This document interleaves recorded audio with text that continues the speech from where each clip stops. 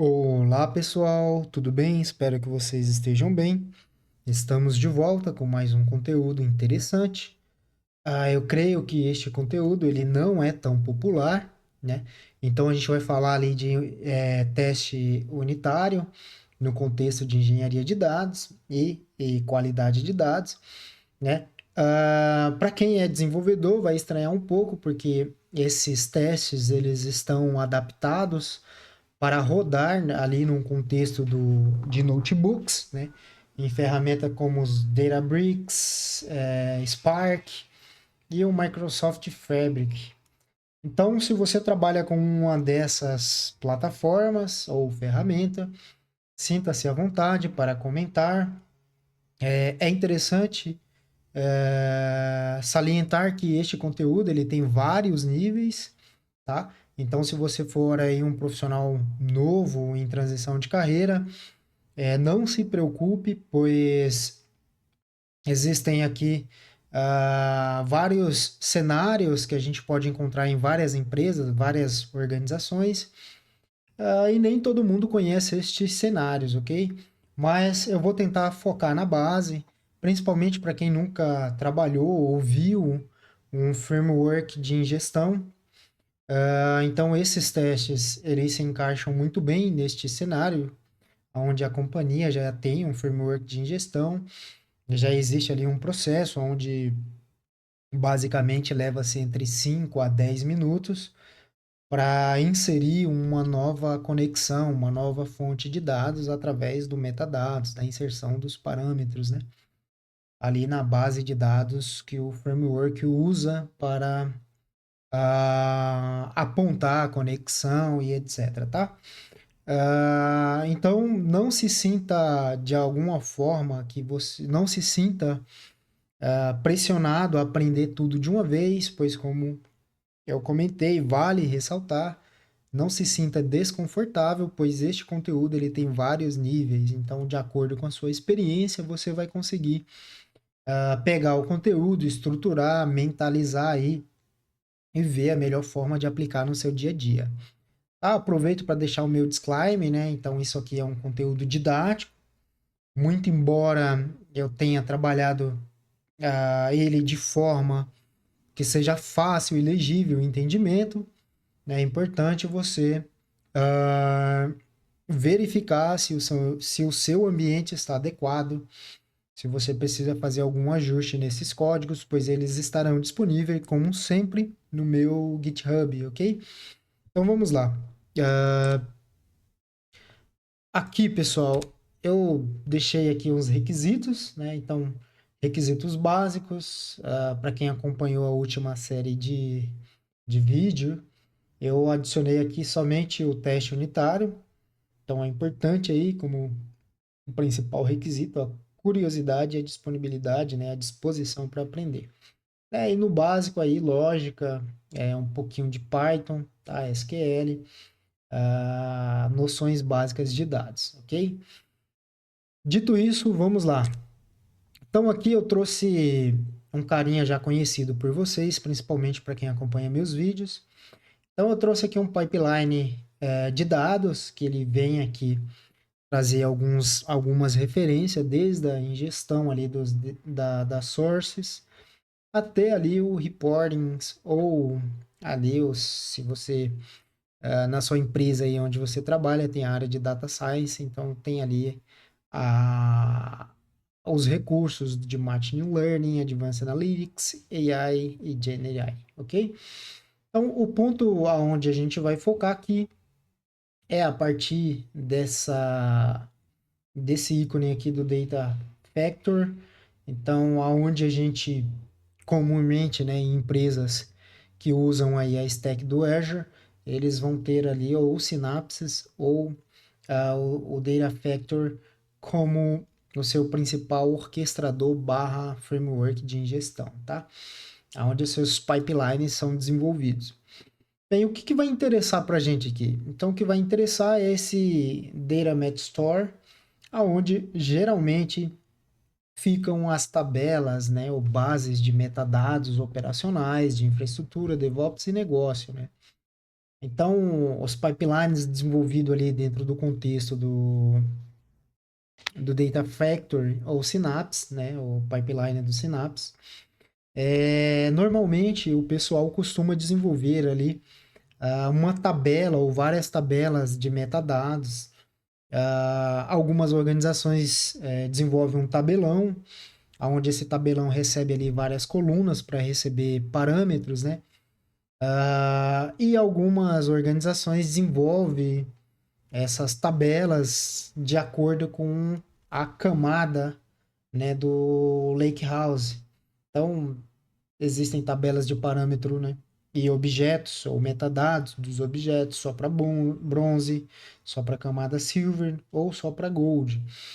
Fato é que nessa tabela de metadados ou tabela de parâmetros, né, que será usada pelo pipeline para ingerir ali, sei lá, cerca de 100 tabelas de um único banco de dados, ou várias tabelas de vários bancos de dados, ou várias fontes de dados, e essas tabelas de metadados ou tabelas de parâmetros, elas recebem ali os seus parâmetros desde a fonte de dado, como o key vault com as chaves criptografadas e login de banco de dados, usuário, etc.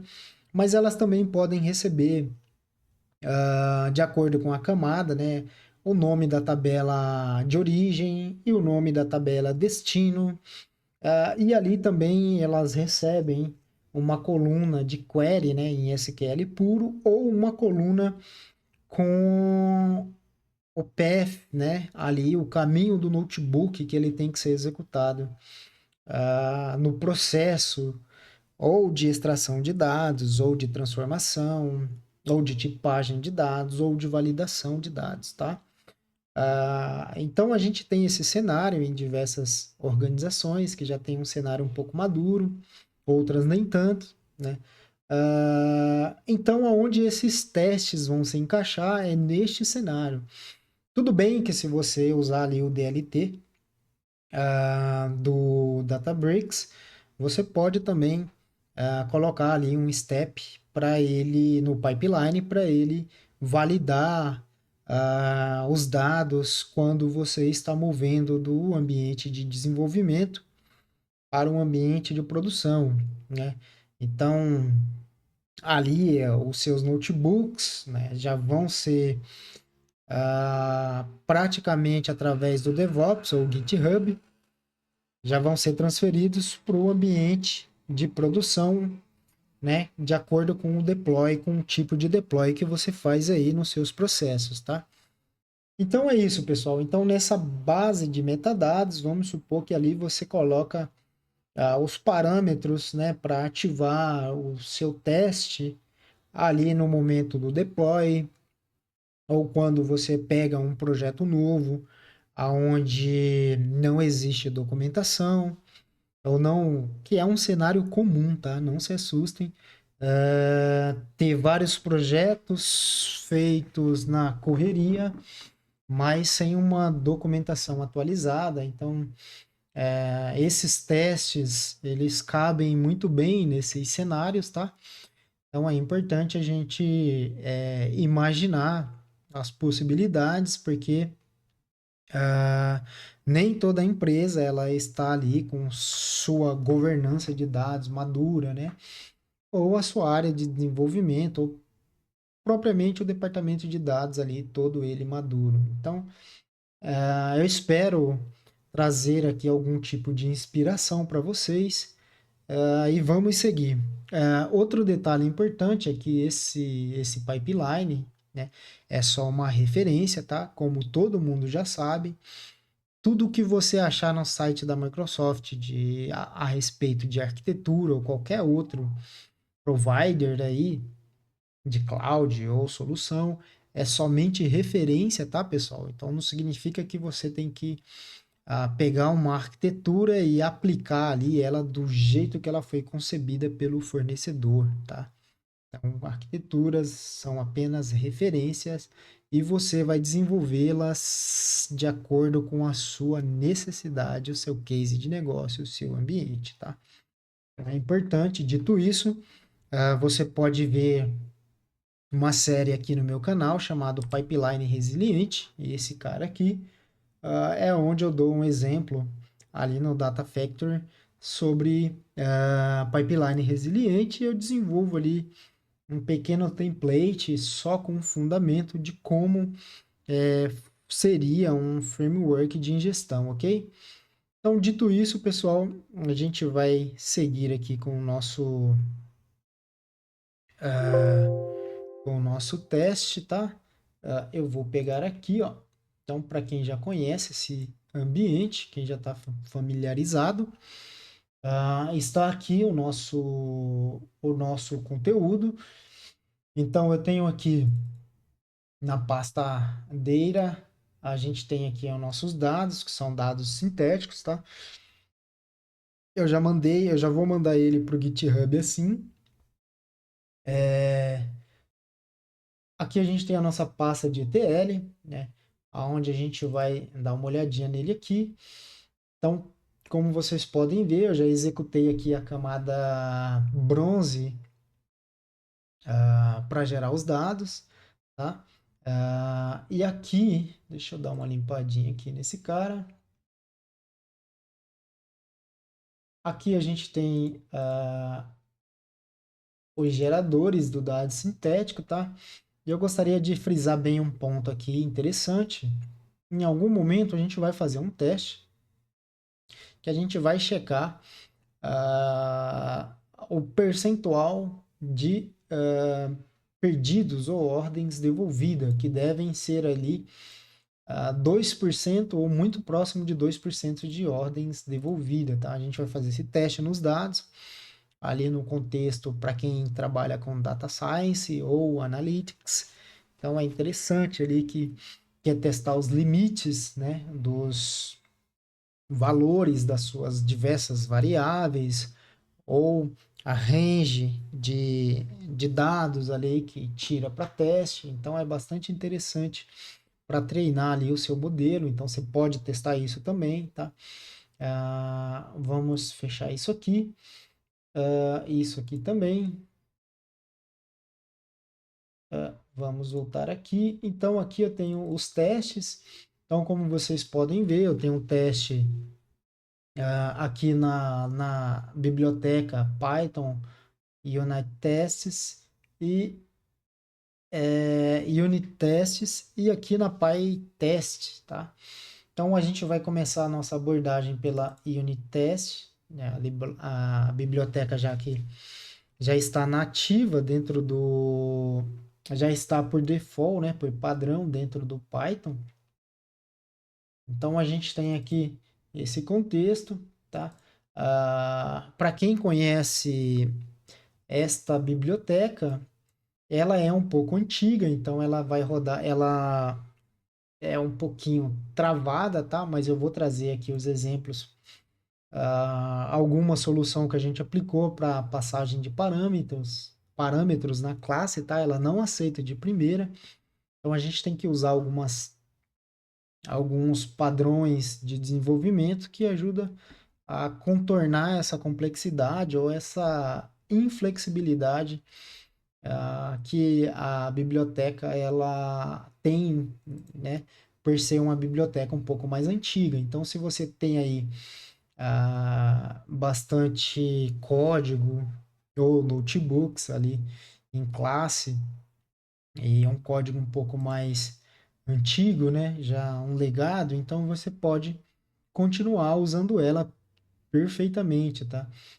Mas ela tem algumas limitações, a gente vai ver a diferença dessas limitações para o PyTest, que é uma lib um pouco mais moderna, tá? Ok, pessoal, então, para a gente conhecer um pouco do nosso contexto, eu vou voltar aqui, ó, no nosso gerador de dados sintético. Então, observem, né, que eu já rodei esse cara e a gente tem aqui a lib, que no meu caso já está instalada. Então, é preciso ter essa lib aqui.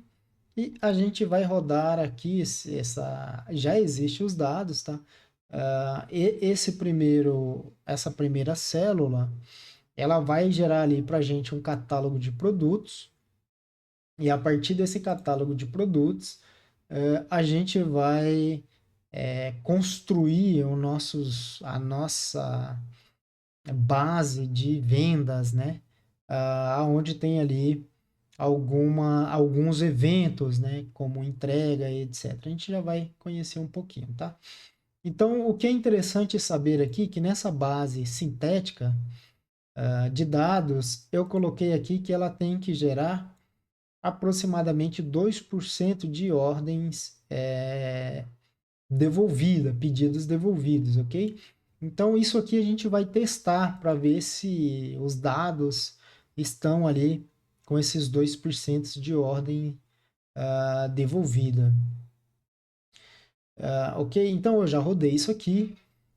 Os dados estão no meu GitHub, tá? Então, para quem quiser dar uma conferida, eu vou deixar a descrição certinha aqui no vídeo, tá? Vamos voltar aqui para o nosso cenário. Então, eu vou vir aqui em testes. Aqui, pessoal, eu deixei a documentação. Então, teste unitário para notebooks, ali no contexto do Databricks, Spark e o Microsoft Fabric. Então, são plataformas ou ferramentas que usam ali o Jupyter Notebook, ok? Então, eu deixei aqui, né, a documentação, a página oficial do PyTest e da Unit Test também. E aqui a inspiração para fazer esses testes. Então, eu peguei ali um pouco do DBT e peguei o Great Expectations, tá? Então, a primeira parte aqui é em português, a segunda parte aqui está em inglês. Então, eu deixei aqui a documentação deles com alguns exemplos de testes, se você quiser conferir. Vai lá, então, o DBT, então a gente sabe que, vou colocar aqui no português, ele é um framework onde ele coloca em xeque primeiro SQL, então ele está ali para ser rodado e para validar as transformações dos dados, né, como parte ali do pipeline. Então, no DBT, os testes só rodam no contexto do DBT, evidentemente. Aqui, né, quando que deve ser executado, então você executa ele com o run test. E o uso principal, garantir a consistência dos modelos transformados, né? Aqui no Great Expectation, a mesma coisa, a biblioteca Python, né? Aqui a coisa já fica um pouco mais genérica, não é somente SQL. E aqui, teste para a qualidade de dados, ou seja, validação. Quando executar, pode rodar a qualquer momento, né? Manutenção, automatização, manual ou automático, perdão. Seu uso principal, monitoramento de qualidade de dados e validações, tá? Existe alguns testes também para checar ali algumas transformações de dados, ok? Então, a gente vai começar aqui neste primeiro vídeo de introdução com a biblioteca mais antiga, que é a Unitest, tá? Deixa eu rodar de novo para ele sumir esse erro. Então, aqui, pessoal, deixa eu voltar aqui no ETL para a gente conhecer os nossos dados, tá? Vamos só parar isso aqui e vamos aqui no ETL. Então, aqui, pessoal, eu vou carregar esse cara de novo. Vou carregar as tabelas aqui, eu já fiz uma transformação, é só rodar o código que ele vai executar perfeitamente, tá? Então, aqui eu estou pegando a pasta do arquivo, né? E aqui eu estou estruturando o esquema do arquivo, que é gerado pelo meu gerador de dados sintético, tá? E aqui eu estou escrevendo a tabela, né? Com base no esquema dela e passando o caminho aqui, de onde deve ser lido. Aí aqui a gente tem a gente pode até gerar de novo, tá? Deixa eu gerar de novo, ele só vai sobrescrever. E aqui ele já gerou, vamos dar Vamos visualizar uma amostra dos dados, tá? E aqui, como vocês podem ver, então a gente tem uma ordem aqui, um evento de ordem criada, pagamento confirmado, né? A ordem está embalada e a ordem foi enviada e a ordem entregue ou não. Então, tem essas colunas aqui que vão validar, né, se a ordem foi entregue ou não. No caso, foi entregue com atraso, tá? E aqui a ordem não foi devolvida. Então, vocês podem explorar bastante aí, tá? E aqui a gente vai escrever os dados em banco. Então, eu estou usando o catálogo chamado Iceberg na camada bronze. E aqui é o nome da minha tabela de ordens, tá? Como já tem tanto o catálogo já está pronto e a ordem também, eu só carreguei eles aqui. Tá? Aqui eu vou salvar de novo, ele vai só sobrescrever o que já existe lá. Ele vai dar esse errinho aqui, tá? Mas foi escrito. Eu posso até rodar de novo, ele escreveu certinho, tá? Aqui é onde eu estou lendo o catálogo de dados que já existe, tá? Então, para quem não pegou, ele está aqui, ó. Então, estão aqui, tá? Vamos voltar. Aqui eu vou rodar o nosso catálogo de dados, foi ingerido. Então, observem, foi lido, perdão. Então, observem que aqui eu estou lendo tudo como string, para evitar algum tipo de incompatibilidade ou algum tipo de erro. Então, a gente está na camada, está salvando os dados na camada bronze, né? E aí na camada gold, ou na camada silver, perdão, a gente pode delimitar, né? A gente pode especificar o tipo de dado que cada coluna deve ter. Então, a gente marcou aqui, ó. Então, a gente tem o preço, tem a categoria e tem o produto e o ID, tá? Então, a gente vai salvar aqui de novo e pronto, a gente tem a nossa base de dados ali para testar. Beleza, pessoal? E agora deixa eu salvar aqui, que aí depois eu mando para o GitHub. Deixa eu zerar isso aqui tudo e vou encerrar a sessão do Spark.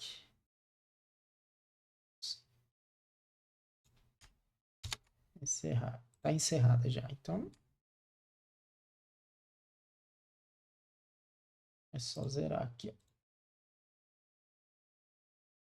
Belezinha, pessoal. Eu vou salvar isso aqui, vou fechar. Aí agora a gente vai para o nosso teste. Então, o que acontece? Então, aqui eu estou chamando a minha sessão do Spark, tá? E aqui eu vou carregar os meus testes. O que está acontecendo? Então, essa lib, ela basicamente, ela está ali dentro de classes, né? Então, quando ela foi desenvolvida, ela vem ali seguindo o estilo de classes. Então, é importante a gente seguir aqui. Então, se você tiver um código antigo, né? A gente sabe que na área de dados, principalmente em ambientes paralelizados, né, o estilo funcional, o paradigma funcional, é muito bem aceito, né? Então, aqui a gente vai seguindo o que a documentação da biblioteca manda, né? Então, a gente tem a nossa classe aqui, a gente está colocando aqui como teste case, e aqui é importante na nossa classe init, eu estou especificando o tipo de runner que vai executar os testes. Isso aqui, esse method name aqui, é próprio do unit tests, ok? E aqui eu estou passando um parâmetro. Lembrando, isso aqui é um workaround que a gente fez, porque essa biblioteca ela não aceita a passagem de parâmetro, tá? Então a gente usou um padrão de desenvolvimento chamado Factory, né, ou Class Factory, com injeção de dependência, tá? gente vai ver depois. Então, aqui no super, né, eu estou passando esse método, e aqui eu estou passando o nosso parâmetro, tá? E aqui a gente tem o nosso teste propriamente dito. Então, é importante estar dentro desse padrão aqui. Então, os métodos da classe do unit test, que a gente está herdando, né? Os atributos dessa classe aqui para a nossa classe chamada Data Quality Test Suite, ok? Então, é importante que o começo do método, né, ali de um teste, ele esteja nesse padrão, ok? Aqui eu coloquei a docstring, é importante nesse ponto colocar a docstring que a gente vai ver no resultado do teste, tá? Então, esse o nome do teste, a gente vai testar se a coluna, o valor da coluna é único, tá? E aqui eu tenho um SQLzinho apontando para a nossa tabela, né? Que a gente vai passar ela dinamicamente. Lembrando, a gente fez um ajuste aqui, tá? E aqui, para quem sabe, para quem não sabe, né? Em vez de usar o collect, como eu vou pegar somente a primeira linha, eu peguei o take aqui, porque ele não onera a performance, tá? Basicamente aqui, como boa prática, né? Eu coloquei essa variável aqui para saber com que será comparado. Então a gente vai ter esse source aqui, né? Ou você pode colocar target, aí é com você. E a gente vai comparar com o valor dessa variável, ou seja, o que é esperado, né? A expectativa, que deve ser zero, tá? Por quê? Porque a gente não tem valores duplicados aqui. Então a gente vai testar uma tabela, nossa tabela de catálogo, tá? Aonde a gente faz um count dessa subquery, onde ela vai contar aqui todos os produtos, né? Sem considerar o que é distinto. E depois ela vai agrupar e vai filtrar para a gente o que é maior que 1, né? E isso vai ser somado aqui, ok? Vai ser contado aqui. Então, se for maior que 1, vai trazer aqui um valor diferente de zero, certo? E aí, a gente está fazendo o nosso assert aqui, que é assert equal, né? O igual. Então, onde o SRC vai ser comparado com o valor esperado. E se por acaso der um erro, ele vai soltar essa mensagem aqui. Ok, pessoal? Aqui embaixo é a mesma coisa, a mesma lógica, tá?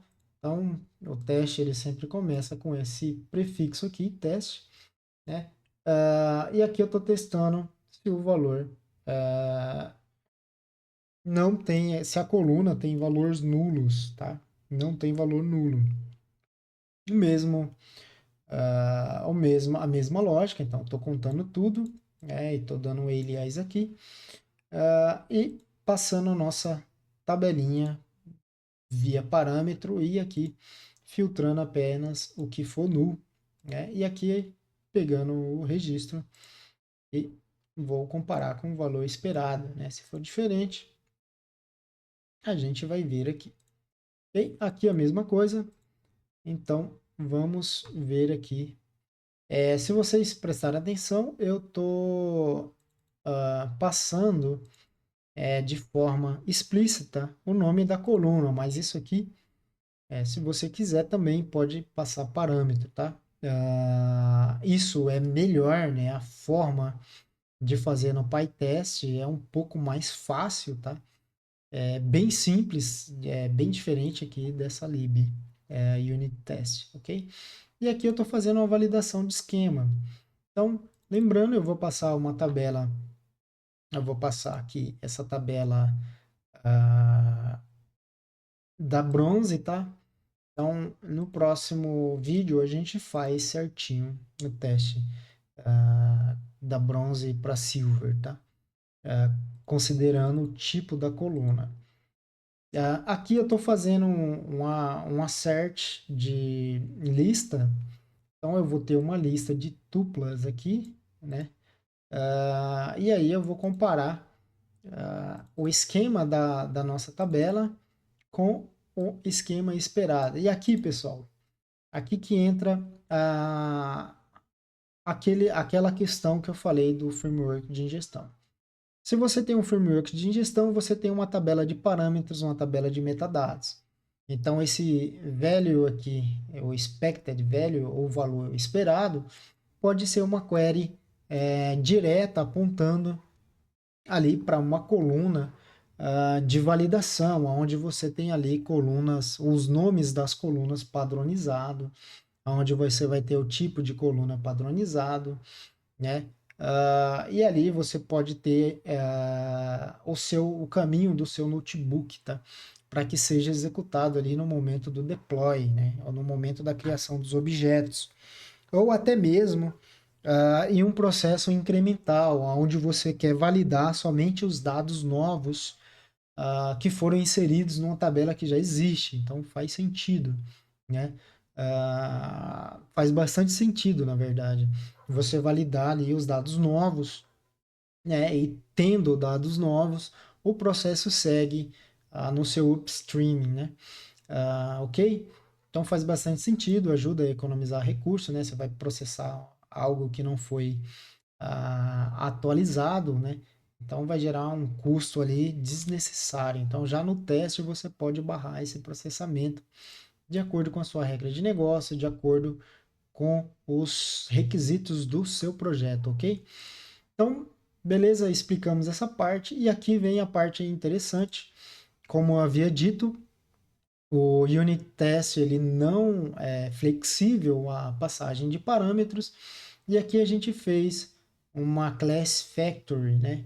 Então a gente fez uma função aqui com a classe, né? Para ela gerar aqui, ela vai criando novas classes, ela vai substituindo aqui.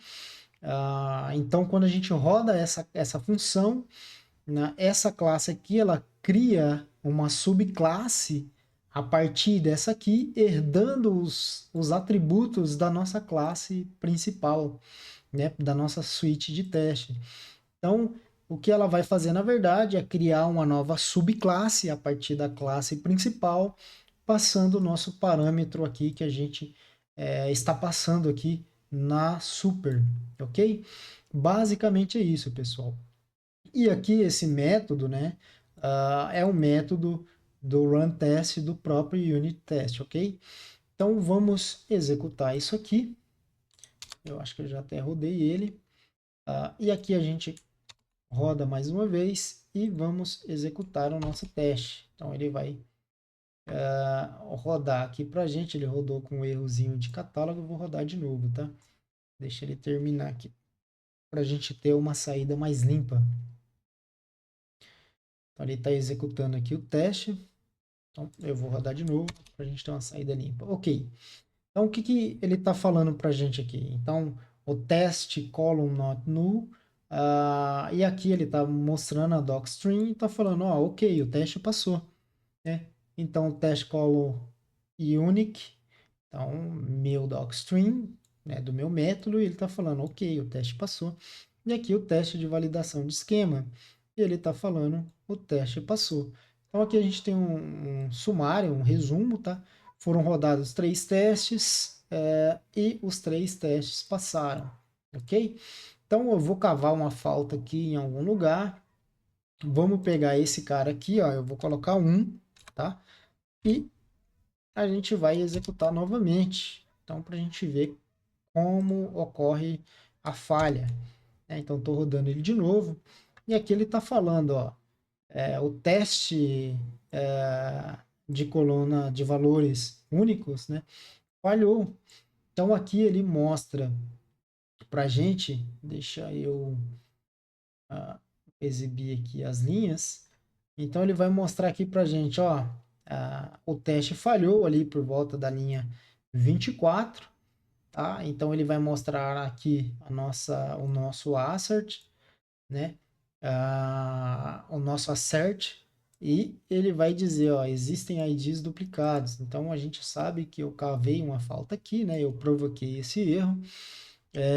E aqui ele vai mostrar os valores que estão sendo comparados, ó. Então, assertion error. Então, 0 é diferente de 1. Existem IDs duplicados. E ele vai me dar aqui que foi rodado 3 testes, né? E falhou um, ok? Então isso aqui é bastante interessante, pessoal, principalmente ali no seu CI/CD, no momento do seu deploy, né? Ou de algum outro ponto que você achar interessante. Então vou rodar de novo aqui para ele vir bonitinho. Então tudo ok. E para você que ali trabalha na ciência de dados, então você trabalha muito as variáveis ali do seu modelo, tá? Os parâmetros de limites, né? Que precisam ser garantidos para que o seu modelo ali tenha um bom desempenho, tá? Eu trouxe aqui um teste de métrica, né? Então, como eu havia dito, a gente gerou esse. Deixa eu só pausar aqui. Deixa eu sair dessa seção do Spark. Então, um teste de métrica que eu trouxe aqui é que a gente, do nosso gerador de dados sintético, a gente estipulou para que fosse gerado em torno de 2% de ordens devolvidas, né, de pedidos devolvidos. Então, aqui é o mesmo conceito, tá? Eu só fiz uma query um pouquinho diferente. Então, aqui eu estou fazendo um select, né? E contando aqui dentro de um case when os distincts de ordem retornada, na coluna retornada, aonde for verdadeiro, né? E aí eu estou fazendo a multiplicação aqui e depois eu faço a contagem de AD distinto da ordem, tá? Então a gente vai ver aqui, aí eu estou colocando, eu estou arredondando para 2 casas decimais e estou colocando aqui a coluna, o nome da coluna. E aqui eu estou passando a nossa tabela e aqui eu estou pegando o valor. Então aqui, pessoal, no nosso valor esperado, né, mais uma vez lembrando, se você tiver um framework de ingestão e ali você pode ter uma coluna para receber, né, o valor do teste ou você estipular o valor mínimo aceito, né, nas suas variáveis ou nos seus limites ali de segurança. Então a gente está fazendo um assertion aqui, assert equal, né, aonde a gente vai comparar os valores. Então é importante se atentar aqui na questão do unit test, tá? Um valor float, né? Então a gente tem ele aqui e eu estou colocando a nossa mensagem de erro. Então vamos rodar aqui rapidamente. E aqui eu vou rodar de novo a minha classe, né? Minha fábrica de classe que vai passar o parâmetro aqui da tabela, tá? Então a gente está trabalhando com a tabela de ordens. Então rodei ela aqui, agora eu vou rodar meu teste. Então o que a gente vai ter aqui, pessoal? Ele vem com esse errinho aqui.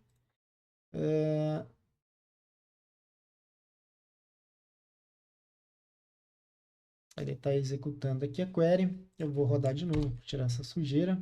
Então, beleza. Então, o que a gente tem aqui, pessoal? Ele está falando, ó, o teste de porcentagem de ordens retornadas passou, ok, né? Tá dentro do esperado. Então, eu rodei um teste, ok, tudo bem, né? E eu posso fazer, então aqui são 2%, tá? De ordens devolvidas. Então a gente tem aqui um teste em cima de uma transformação de dados, né? Usando a biblioteca Unit Test. Bom, é isso, pessoal. No próximo vídeo a gente vai entender melhor o uso do PyTest, que ele é mais flexível, ele é mais interessante, né? Ele nos dá um pouco mais de oportunidade. E aqui a gente rodou no Spark, e a gente vai fazer um teste também ali no Databricks. Vamos rodar esse código no Databricks e vamos ver o que acontece ali, se ele precisa de muita adaptação. É isso, pessoal. Espero que tenham gostado do conteúdo.